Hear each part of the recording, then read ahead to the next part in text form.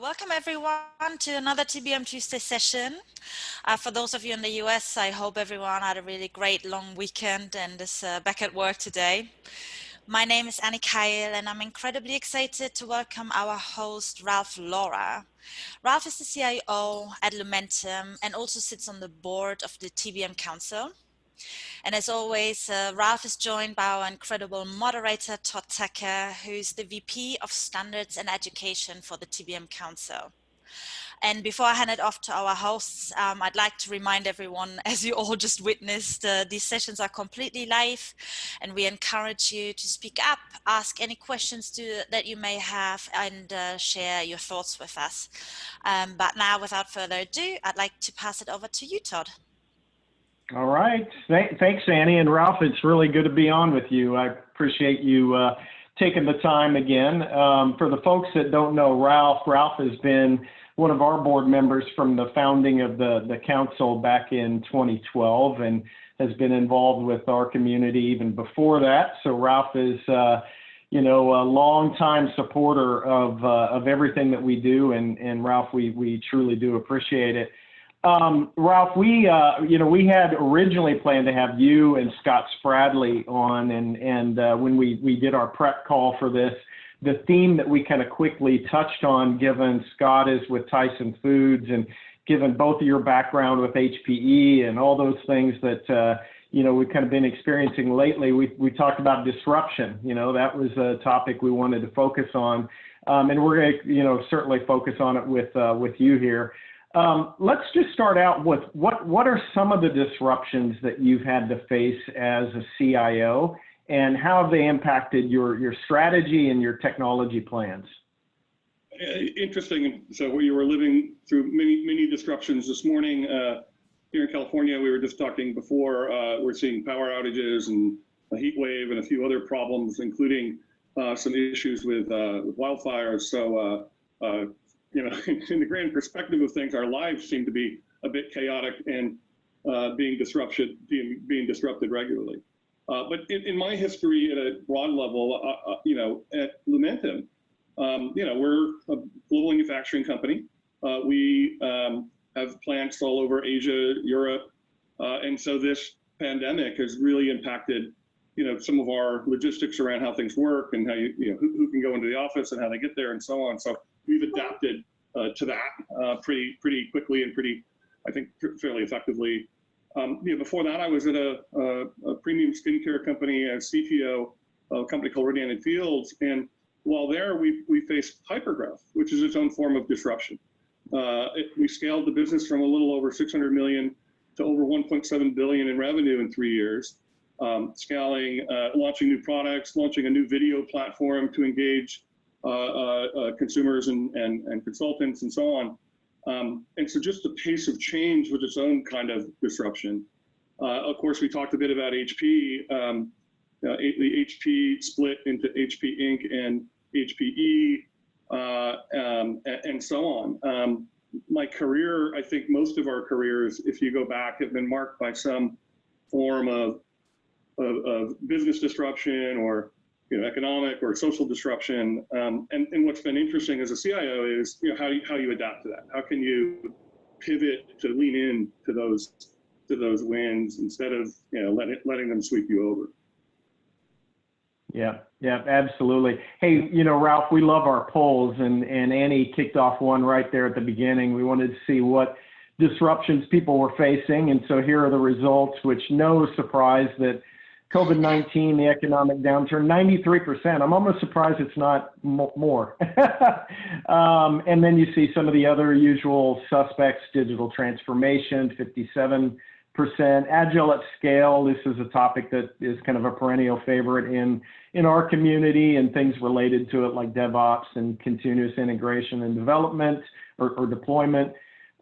RIF probably goes with the first one there, I suspect right now. But we also hear from a lot of companies that they're just reorganizing the way they get work done, and sometimes it's tied to things like agile at scale and whatnot. Major adoption of new technology like cloud or containers, or it could be anything. We didn't want to be too restrictive there. So a lot of the suspects that I think we'll talk about today, of course. Interesting stuff. Okay. So, Ralph, you talked about the HP split. I remember that well. We were doing the TBM awards right around that period, and I went out to the Houston location, and we interviewed the team that was there. And one of the folks that was on your team was Michelle Brasser. And we got to know Michelle pretty well over the years. He's on our standards committee now. But what struck me as a bit odd is Michelle's title at the time was Senior Director of M&A and TBM. And I just remember, thinking that's not a combination I had ever seen, to put TBM and mergers and acquisitions together. But what he explained is that because he had already owned TBM there, like TBM began before, although just slightly before, really, like maybe a year before the split was announced. He had started working on TBM, which meant he was, collecting a lot of data. He was building the models. He was sort of, understanding, where stuff was and who used it and all of that. So it allowed him to play a key part in the M&A role. Let me ask you that, though, is what did TBM mean to you during that, during that split? Yeah, so at the heart of TBM is the data model. It's all about the data, right? And having a data model that makes sense to people, that is easy to interact and understand, is key to having meaningful and difficult conversations with executives who are essentially negotiating their financial future. Right? So the HPI and HPE team of execs would sit down at a table and discuss, what percentage of what bill essentially are we giving you, and are we, how many licenses do you get, and how much of the bill am I sharing, and so on. And of course, everybody shows up saying, well, I don't really use that much, so I should only get 20% of that bill. And TBM allows you to take the emotion out of the conversation and go, oh, you actually use 26.4% over the average of the last 4 quarters, and you're trending up, and and here's how that breaks down. And by the way, it's not even the license. The license doesn't matter because that's a paid cost. You got to pay maintenance going forward. But hey, here's the infrastructure it runs on. Here are the 217 servers and the data farm, and here's the headcount that supports that farm. Here's what, so you could actually have a real conversation about a services cost with an executive, in real time in the room. Right? Otherwise, it was one of those, have a meeting, everybody thumps their chest, everybody goes home. A week or two later, you're back trying to argue the point that somebody thought they just won last week based on, kind of blustering as opposed to data. And so by having real-time data, it just changed the conversation to the facts, and everybody just used the data. Nobody questioned the data. It was, a collective team that built and maintained the TBM platform. So it was fantastic. Yep. Ralph, do you think there was something about that situation, though, that sort of encouraged people to rely on the data? Because data isn't always, the driver of decisions. A lot of emotion and whatnot sort of gets into a lot of decisions. Do you think that was part of it there? Yeah, so one of the nice things about disruption is often there's an external force that focuses your attention and focuses decision making. In our case, in HP, the external force was a date wherein we had promised shareholders that the companies would be separate. And so, when that date is looming in front of you, you've got a commitment to the board of directors and all the shareholders that you're going to hit that date. You don't spend a lot of time or waste a lot of time debating nuance. You kind of get to a decision quickly, execute quickly, and you stay focused on that goal. And I think that's part of what has happened. As we look at some of the technology adoption in kind of the times of the pandemic, as people shifted to work from home, the meme that was going around for a while of who's leading digital transformation at your company? Is it the CEO, the CFO, or COVID-19? Right? And I think for everybody, COVID accelerated digital transformation. And specifically, there are 3 specific things I mean by that. One, we have a team that does a lot of ideation, a lot of whiteboarding, a lot of, we use Kaizen methodologies, which involve a lot of sort of organizing thoughts, doing process flow charts, using sticky notes and kind of, grouping things and being interactive on a whiteboard. Well, you can't do that anymore. right? So now what do? And we had tried 3 times to introduce a digital whiteboarding tool, a digital collaboration tool to reduce travel and to solve some other problems. And nobody would adopt it. We just couldn't get people to spend the time. Well, 2 weeks after lockdown, we had evaluated 26 online whiteboarding tools, selected one, deployed it to 100 people, finished the pilot 2 weeks later, adopted the tool and licensed it, and have been using it to successfully run our content. Well, that would never have happened. We tried and it didn't happen. So you've got, now you've got pull. You have people willing to lean in and try new things. The second is, it used to be, it would take you, well, we'll do a pilot. You'll get a bunch of people using it. It would take a long time to get enough use and to get people really investing in it. And then you have the conversation after, hey, what's our decision? Are we going to license this? Are we going to move this forward? Oh, it's not in the budget. Who's going to pay for it? And it would take 2 weeks to get the executive team in a room together, right? And then somebody would ask a question, which you didn't have the answer to. And then it would take another week or 2 to get the answer and then schedule another meeting and have a follow. So it would take you a month to make a decision. Well, now I can do it in a day because you put a note out, you find 15 minutes on everybody's calendar, everybody's sitting home, nobody's traveling, so it's easier to find them. And then you book the meeting, and then if there's a question that you don't have the answer to, you ping someone, you bring them into the meeting, they answer the question and decision's made. So I think we've accelerated corporate decision making. It used to be super complicated. And that's a big driver for, I think, some of this technology adoption around the pandemic. And honestly, I think the third is, people are working longer hours, are working, a lot. We've seen a real problem, real challenge with quote unquote work-life balance when, you basically live at the office. And so I think there's a shift to, hey, what can I do? What technology can I deploy? What tools can I use to ease the burden on our employee set? Or in the case where you've had to reduce staff, how do I, make up for that reduced staff by using different tools and so on? Yeah.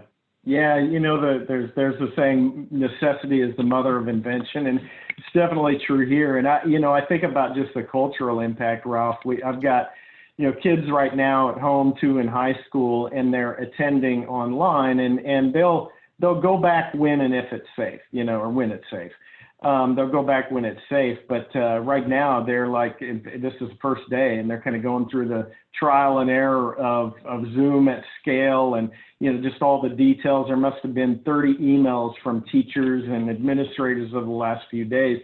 And you think about that, people are getting used to that at a very young age. And I think that'll change things significantly moving forward, hopefully for the better. Obviously we talked about, COVID and the impact of all this. And you talked about kind of 3 ways that it's impacting, your people right now and your company right now.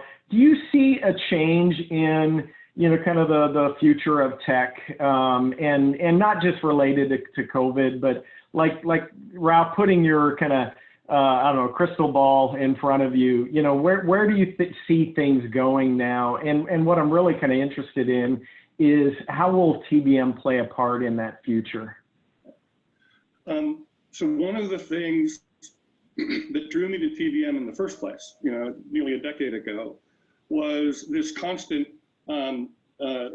shift in priorities or constant reaction to something in the market in every company I was ever in, within their throes of being disrupted or disrupting someone else. And so what I think TBM plays a pivotal role in the ability to very quickly, again, with properly instrumented data and tagged and highlighted data, I can go into the data model, and when something changes in the world, which seems to happen on a monthly basis around here, it went from Tiger King and Carol Baskin to forest fires to are some over issues around social justice, and like really different things coming at you that affect your business in different ways, affect your employees in different ways. So what do you do about that? So for us, we were able, because we had invested in the data model, right? We invested in taking every line item in the IT budget has a tag, and it's tagged in multiple ways. It's dimensionalized against which strategic priority in the company does that budget line item support. It's tagged in terms of, is it run the business, grow the business, transform the business. It's tagged in terms of which BU it is in support of. So what business unit or what product. So in our case, where 3 of our business units started growing dramatically due to additional demand from pandemic, kind of use cases, 2 were a little softer, I could very quickly go into the budget. I didn't have to have weeks of meetings and get the whole exec team together and have, pour over line by line. I was able to go in, basically pull a couple of pivot tables and go, here's the stuff we're going to deprioritize. We're going to push a couple quarters because it affects these BUs that are now, not as flush, and we're going to reallocate resources to the other BUs who actually can't meet demand, so we can help support some of their needs. So I think the flexibility TBM gives you to, again, with the data, make more informed choices.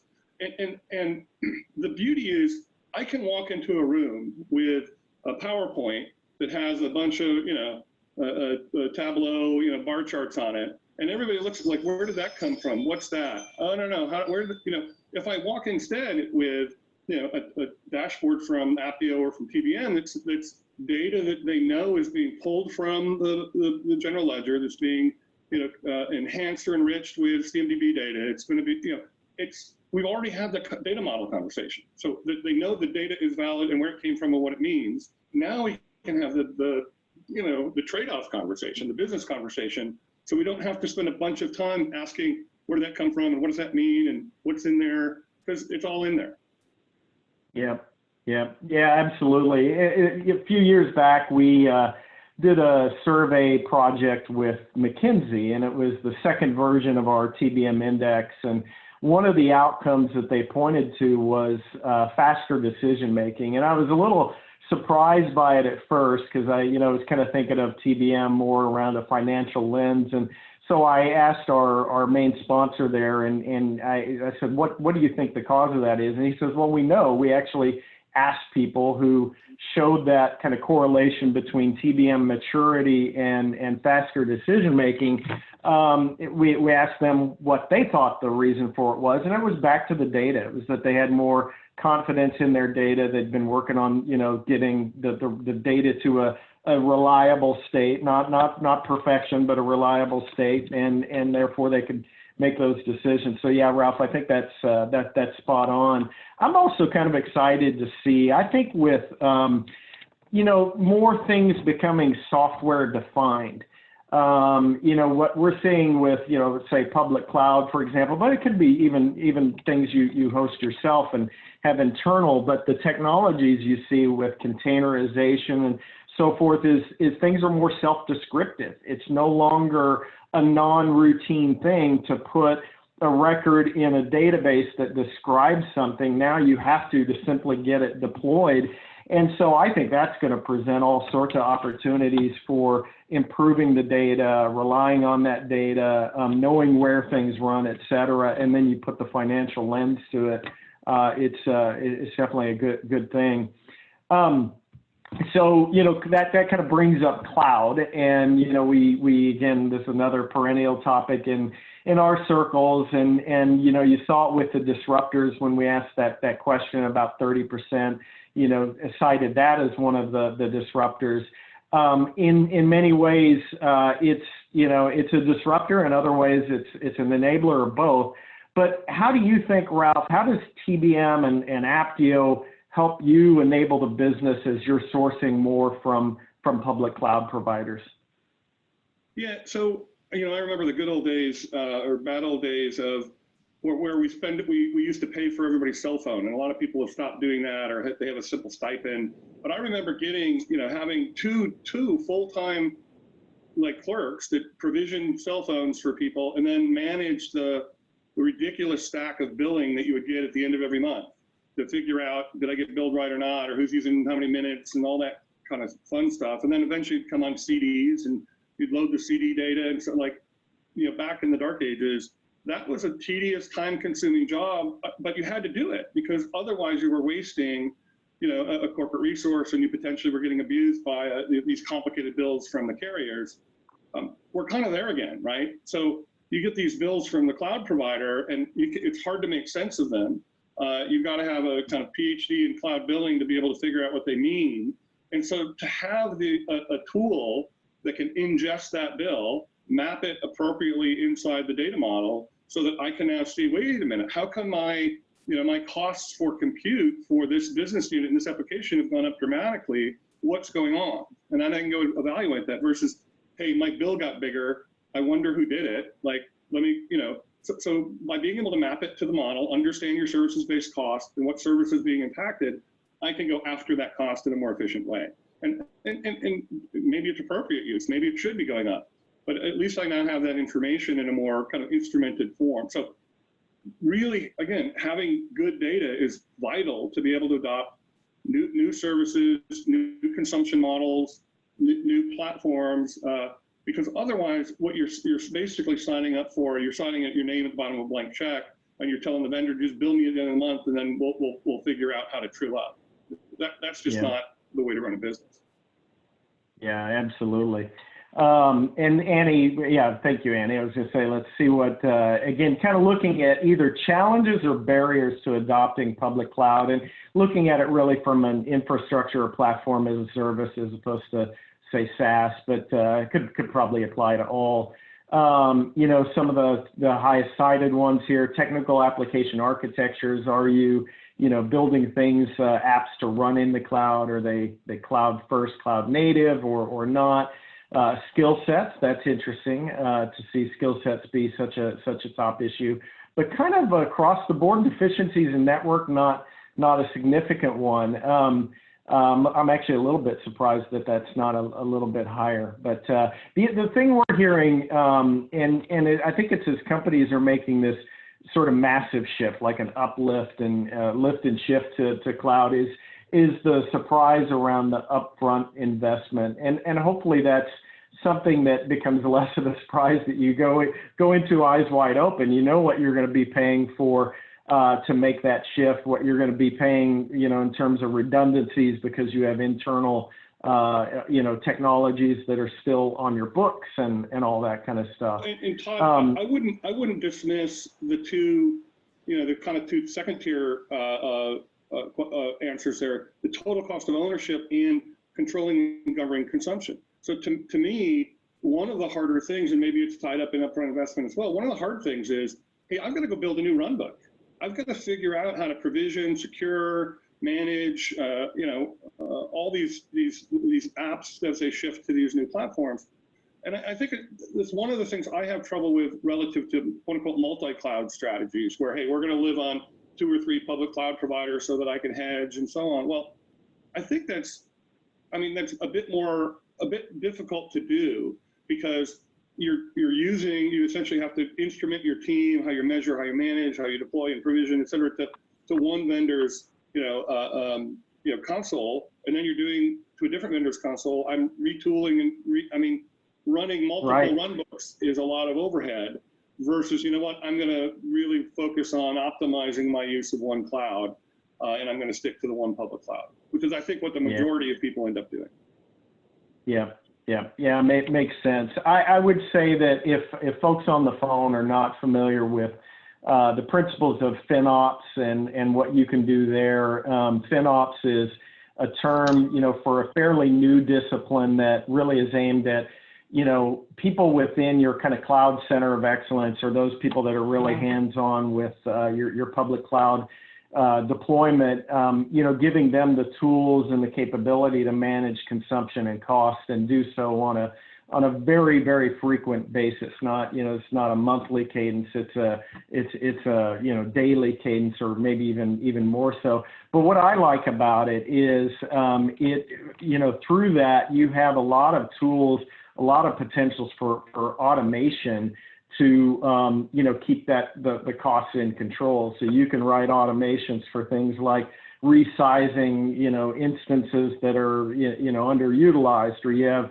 automations for turning things off that aren't being used. All these things, because it is, again, software defined, that you can do. And I think what TBM kind of brings to it, Ralph, is that it allows us to take those costs and then see them in the bigger context with things that are on-prem, with your labor, with other vendors that you're paying for and all that, and really see the big picture. So they do go hand in hand very, very well. obviously a lot is changing. So Ralph, I don't know if I ever told you this, but it cracked me up. I was in Sydney back in 2016. I had to look this up because I was like, when was that? And I knew it was several years back. And we had one of our summits that we did there. We would do every year in Sydney. And we partnered with a company that had a CIO summit the day and a half before ours. And so theirs kind of flowed into ours. And as part of theirs, they had this guy, Paul Mueller, and I sat in his session because it was, again, leading up to ours, and he's from HP Software. And he showed this picture, and in the picture was, I don't know if it was a program increment planning, like a PI planning meeting or whatever it was, but he was describing, agile development and what that looked like. And so in this picture, there's probably 30 to 50 people. It was a big room full of people, but right there is you. And you're like standing in the corner very prominently in this picture, which it just cracked me up. And I always wanted to get that picture, but I found it as a coincidence. But the reason I bring it up here is, agile is another one of those topics that comes up a lot for us. And I think there are some ways that fundamentally it impacts, TBM. And so we're kind of continuously exploring what this really means. Scaled Agile, the company behind the Scaled Agile framework, they've integrated TBM into what they call lean portfolio management, which is really nice to see, but there's still kind of a lot to figure out. Ralph, let me ask you this, how do you see the interaction between Agile, at scale, not necessarily just safe, but any methodology that you kind of adopt and use, but Agile at scale and TBM? Well, again, back to this conversation about disruption and the way people are changing the way they work and the way they make decisions, sort of the speed at which they make decisions. One of the things we're actually doing is we're adopting essentially Agile principles in terms of how my leadership team works. So it used to be, you'd have your weekly staff meeting, you'd spend an hour or whatever going through fixed agenda items and doing updates, and you'd have your project steering committee meetings and all that stuff. Well, it seemed like waiting a whole week to meet with the team again in a model where we're all work from home just seemed like too long. Waiting, that, because normally you'd have to bump into someone in the coffee machine or you'd stick your head in their office. Well, you don't do that anymore. So we started having essentially a stand-up meeting, a stand-up virtual meeting every morning. So we check in with each other, 15 minutes on the calendar. Hey, what's going on? Where are we? Do you need help with this project, et cetera? And then we began shifting some of our work. So we always have some projects that are going to be, more waterfall model because of the nature of the way some things work in IT. But a lot of the stuff was, the business needs, the reacting to changes was happening so quickly that we're basically started treating like our project list like a backlog, and we would have a burn down table and we'd figure out, hey, what's this week's sprint? What projects are we going to go tackle this today? Or what a big part of it was policies. Like, hey, we don't have a work from home policy. What do we do? Well, let's go make one. And so you start prioritizing those. Hey, we don't have a personal travel policy that involves quarantine. Okay, well, we got to go figure that out. So you start doing those sort of things. And as opposed to treating it like, we're doing it more in an agile, kind of model, using agile kind of methods to run the leadership team itself. But again, it requires a different level of kind of accounting, a different level of planning, a different, because the financials are different versus, I'm going to allocate X, we're going to spend, this over the next 3 months based on this activity, then we're going to deliver something. Like, it becomes a bit different. So you've got to think differently in the way you construct your financial model to support those business conversations, because the business wants to know, hey, tell me what you can do and what it'll cost me and what you won't be able to do because you did that. Well, you've got to be well instrumented to be able to have those conversations and be reliable in your answers. Yeah. Back to the facts and having the data at hand, I think is really, really key. We hear, Ralph, a lot of folks when they're exploring Agile and looking at, adopting it, they actually get CFO concerns. And CFOs, I think, generally like predictability, and they view Agile as being less predictable, which is, I think, really not the case. And one of the things they'll cite is just, challenges around like recognizing the capital from an Agile, investment and things like that. And I think that, those are things that have been addressed. But do you ever run into that with finance about the kind of predictability and, just addressing concerns that come from that side? Yes and no. I think, every CFO wants, things to be planned out in detail and then everything to exactly hit the plan. But every CFO also knows it never happens anywhere in the business on any line item ever, right? So they're used to being adaptable, being flexible, and kind of reacting. So once you sit down and say, hey, listen, I don't want to. It's not that I want to not be accountable for my IT budget and hitting my number. What I want is I want to actually I want to show you the mechanisms underneath that are allowing me to make the choices to hit whatever we mutually agree is the right number this month or this quarter. Before I hit my number, but I did it because I underran external labor, or maybe I ran hot on something else and I made it so I'm doing trade-offs to hit a number, but that's all invisible to the CFO, unless you're having this conversation about, hey, where did that come from and how did you get there? And again, using a scaled, Agile kind of model and then integrated TBM framework allows you to start having those conversations about, hey, I hit the number, but here's what I had to do to do it. And here's what it means in terms of what I committed to deliver, what I did or didn't, and where we are, and did I accrue more tech debt, and so on. So you can have those informed conversations more easily. Yeah, which is what it should be about, and that again, the being able to operate with that kind of confidence is a big deal. So Ralph, I threw this into the mix here. I wanted to ask your kind of opinion on this. We're talking about disruptions. Is TBM disruptive?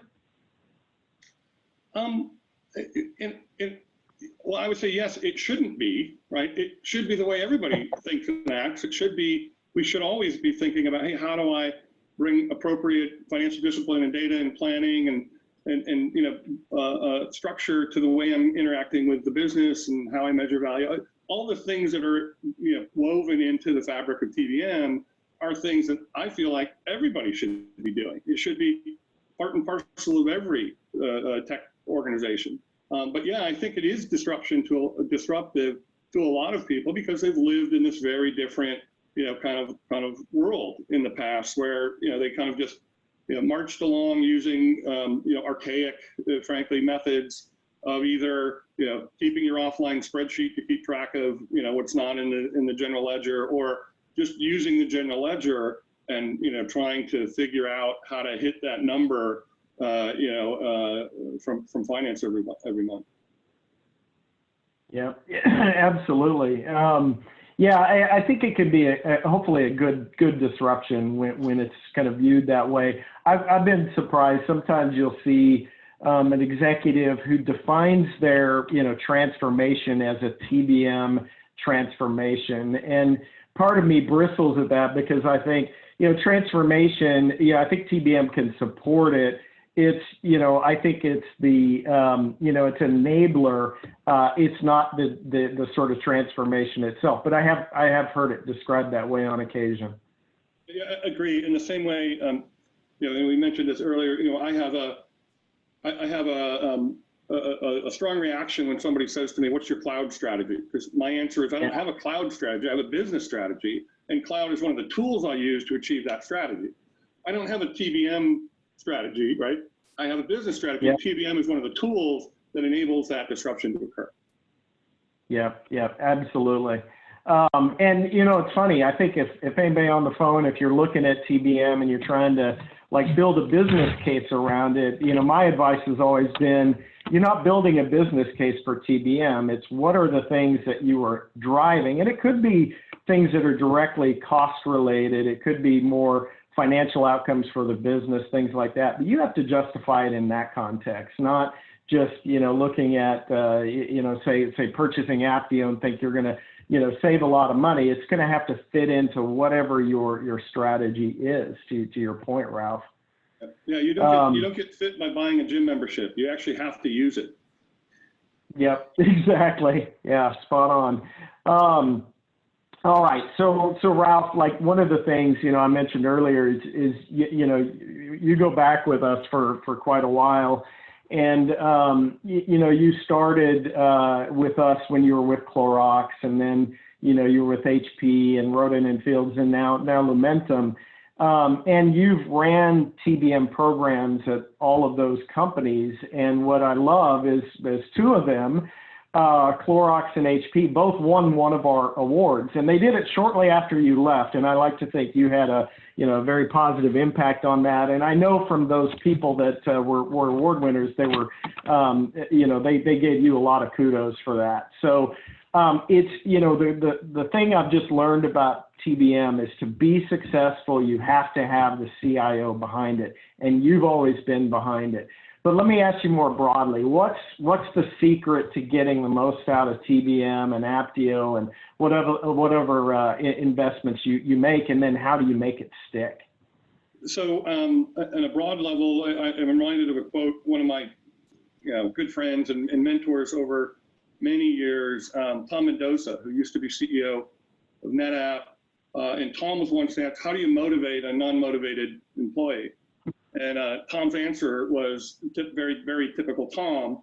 He I don't know what you do, but I just find them and fire them. And people are usually shocked. And he's like, hey, my job isn't to motivate you.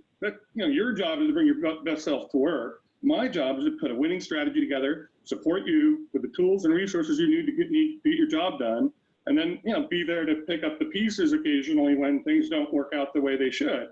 And so it's your job to show up motivated. And so I've kind of looked at organizations the same way.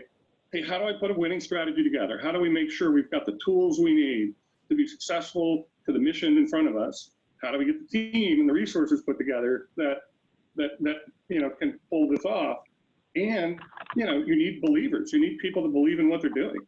I can't make you believe.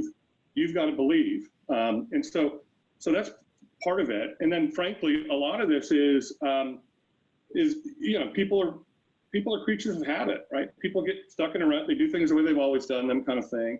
And so to break a habit, it does require a little friction, right? A little push in that direction, consistent push in that direction.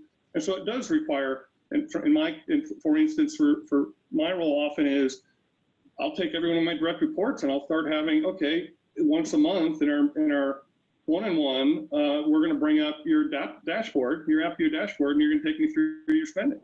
And so pretty soon you're like, oh crap, I better make sure my dashboard's accurate. I better go in there and make sure I understand the data, because if Ralph asks me a question and I don't know it, it's not going to look good. So a lot of this is just use it, right? Make it a tool that you make people use, and the tool gets better, the habit gets formed.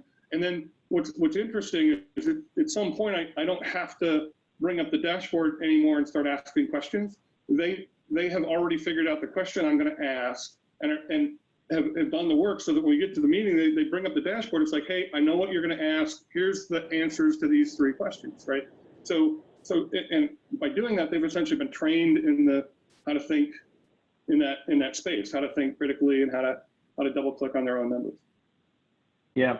Yeah, it definitely is setting the tone, right, Ralph? Like if you don't reinforce it and you don't expect decisions to be made from TBM, it's going to wane. I still remember one of the things that Mike Brown, when he was head of IT at ExxonMobil, he's now retired, but when he was there, he said, he remembers this moment. We have him on video saying this, but he remembers this moment when people on the phone started using the TBM numbers back with him. And he knew at that moment that it really taken hold. But he said, look, up until that point, he had to constantly, reinforce, expect the facts to come from that, and hold people accountable to a kind of an operational cadence to making decisions.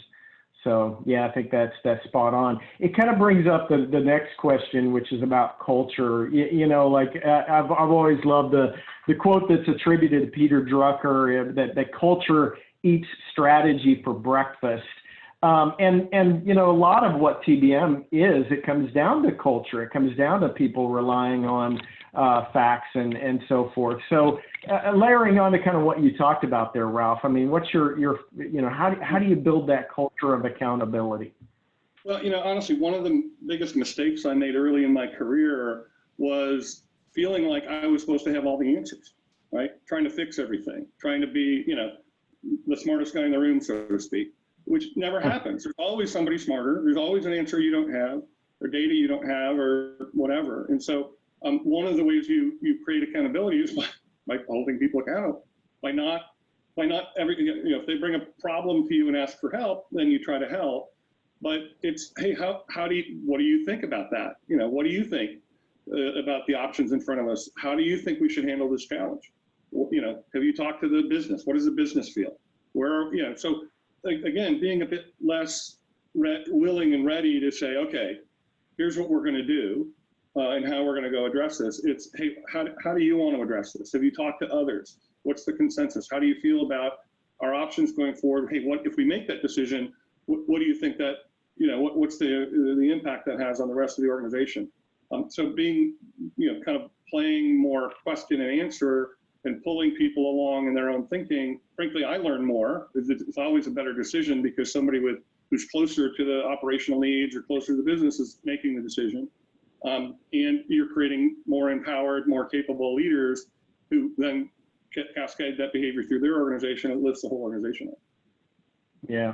Yeah. Hey, Ralph, if there are folks that are listening that maybe they're on board with TBM, but maybe their CIO, their executive is not. Maybe it doesn't usually start that way. Usually it does start top down, but occasionally we will see it start, not quite grassroots, but more in the middle of the organization. But what would you say they should do to get their CIO or other executives on board?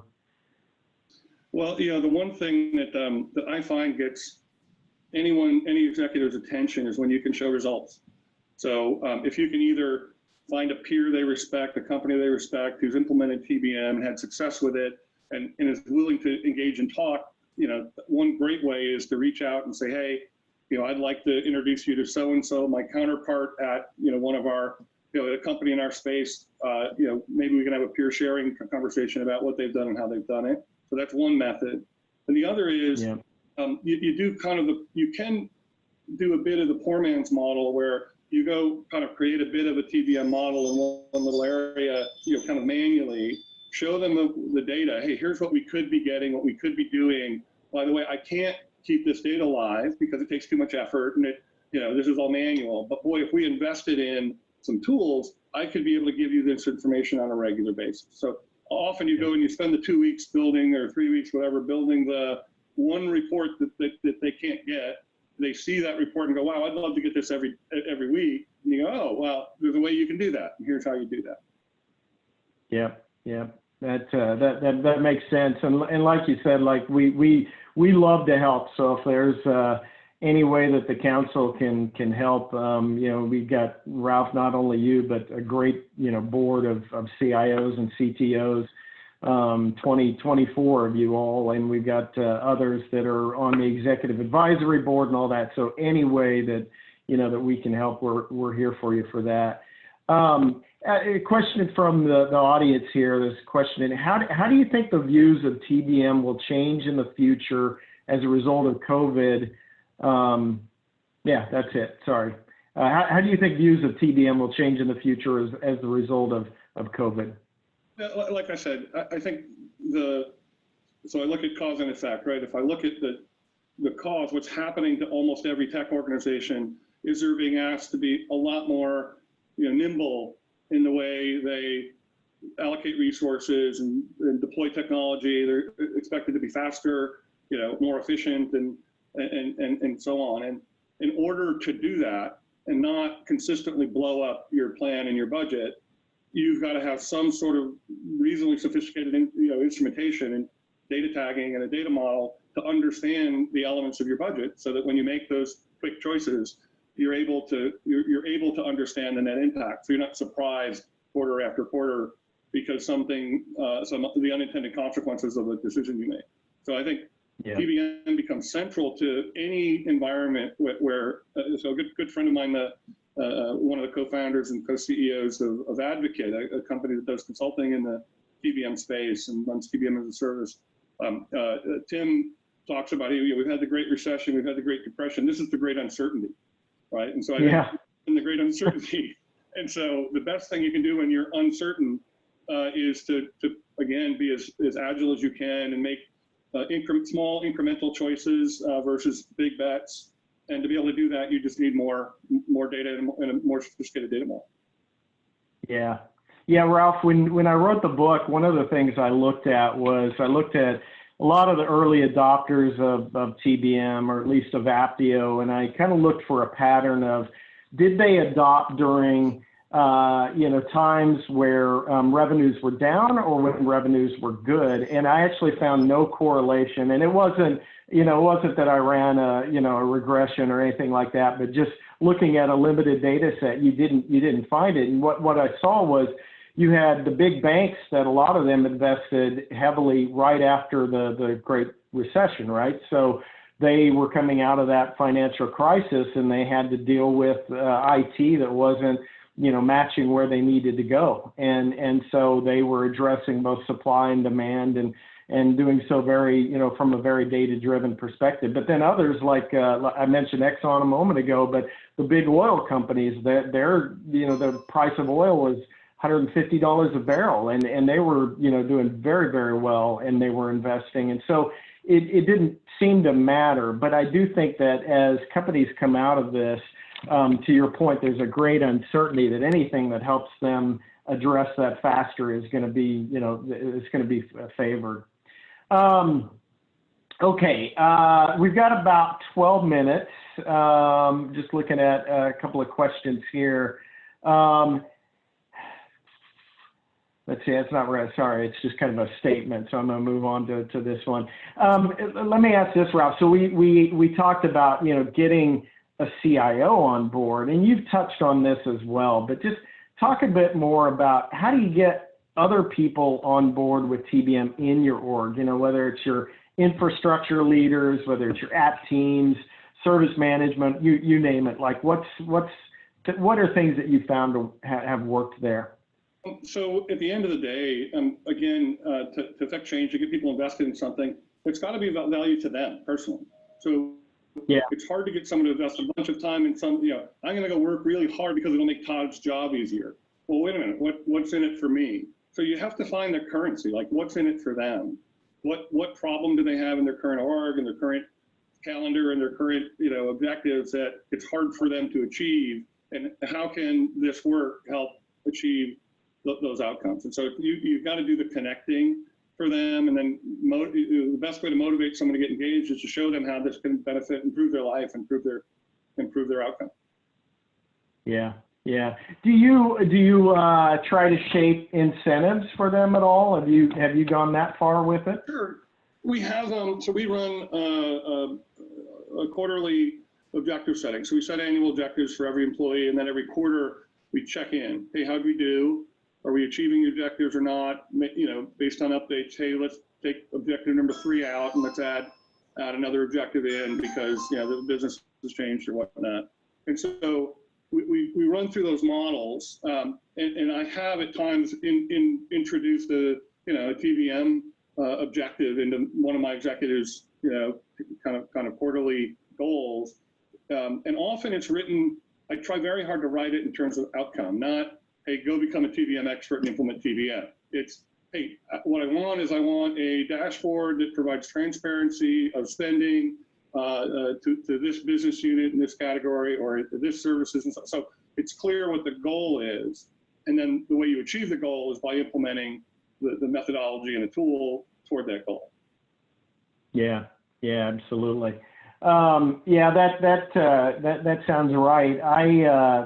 When we look at like who is best enabled by TBM and kind of from a market perspective, right? That's how we look at things. And, we see that anybody who owns, a set of assets or services or products, they're likely to need this, assuming that they're held accountable for business performance of those things. So we see, again, your product owners, whether it's kind of in a product model or service owners, but more and more we see enterprise architecture taking a keen interest. And I know that role, it's kind of come and gone and so forth, and it depends on the company and whatnot. But if you have those folks, a lot of times they're very interested in it. And interestingly enough, sometimes corporate security or cybersecurity, there's a synergy there because of all the data that both groups will have on, assets and on, impact and risk and things like that, and the linkage to revenue and outcomes. So there's, I think when you're kind of devising your strategy, think about, who are the people that are probably kind of first in line to need or potentially need the information.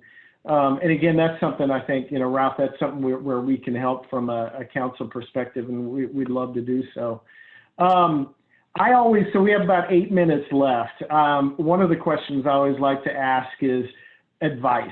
And Ralph, what advice would you have for others that are, in your shoes, may not be familiar with TBM or very familiar with it, maybe they're unsure where to start? What advice would you have?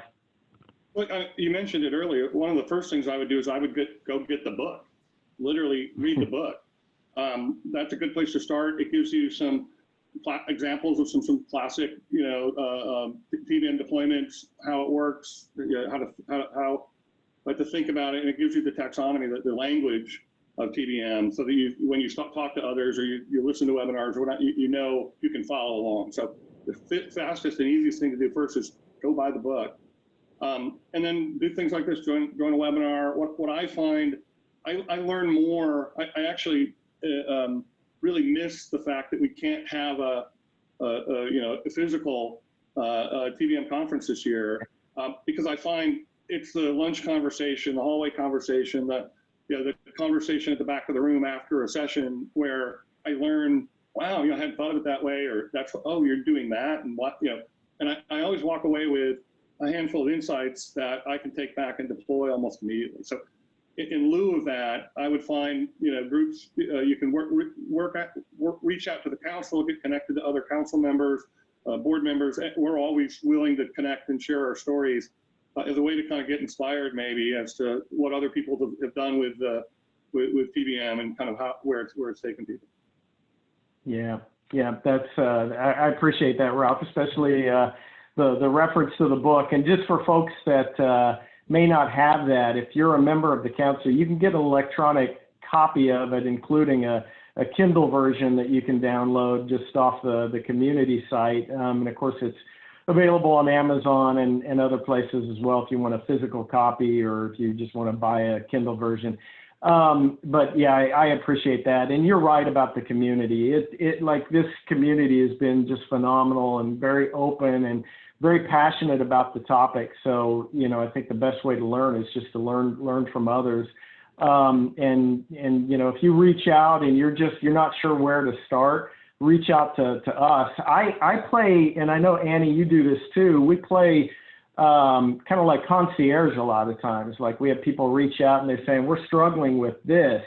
Can you help? And usually we're not the ones to help, but we can point you to somebody who is going through the same thing or has gone through it, and we can pair up. We're like a dating service sometimes. So we're obviously very happy to do that. Well, Ralph, this was really good. I really appreciate you spending the time both in the prep and giving us your time today. I know how busy you are, so very much appreciated. Okay, thanks, Ralph. So in 2 weeks we have another TBM Tuesday. This time with Phil Armstrong, who's the CIO at Great West Lifeco. Phil is retiring soon. This is maybe part of his swan song, but Phil is, one of our favorite board members as well, and they're all our favorites. But he's got his team, a couple of folks from his team who are going to really present their story. They're going to share what they've done with TBM. They're going to share some actual examples of some of the reporting that they do and things like that. I think it'll be a really good case study type format. So please join us for that. And of course, Ralph, you mentioned the conference a moment ago. It's virtual this year. No reason not to attend, of course. So we'd love to have you all join us for that. It starts technically November 9th, but there will be some things preceding that. For executives, we have our CXO forum on October 16th, which I always look forward to. Conference starting November 9th, and there will be a lot of content that week, plus some things following. So please join us for that, and Annie's provided links to register. So, and with that, I think we're to a close. Perfect. Well, All right, thank you thanks, so much, everybody. Thanks, Ralph. Ralph. Thanks, everyone.